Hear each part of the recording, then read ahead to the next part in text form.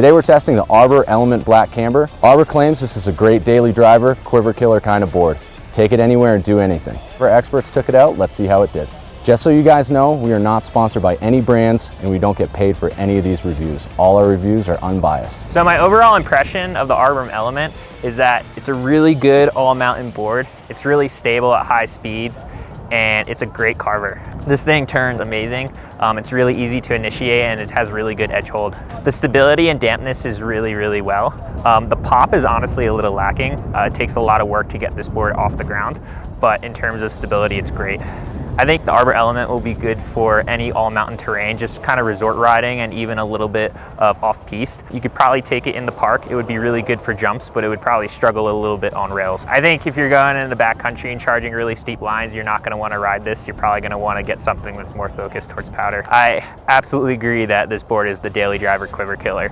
For most people, you're going to be able to ride this board anywhere and have a great time. There's definitely a lot of power from that, from the camber. It does have some pop. You can kind of lay into turns with it, and it's a lot of fun. So it's a directional twin, so you can ride it switch. It's not going to feel exactly the same the way that a true twin would ride switch, but totally doable. I think this is good for kind of all mountain resort riding.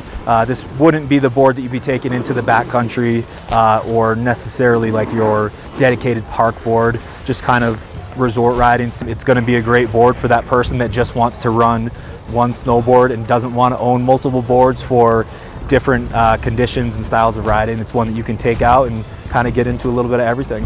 I would recommend this board to intermediate to advanced riders that kind of want a board that's going to be able to do everything from cruising in the park to the mountain to even a little bit of powder. I would not recommend this board to beginners just because it takes a little bit of work to initiate the turn, and if you're not experienced, you could catch an edge pretty easily. This board has pretty responsive camber that when you're on flat base can feel sort of catchy if it's something that you're not used to or if you're just learning. Arbor does offer this board and pretty much all the boards in their lineup in a rocker version, which that would be the model that I would suggest for a beginner to ride versus the camber.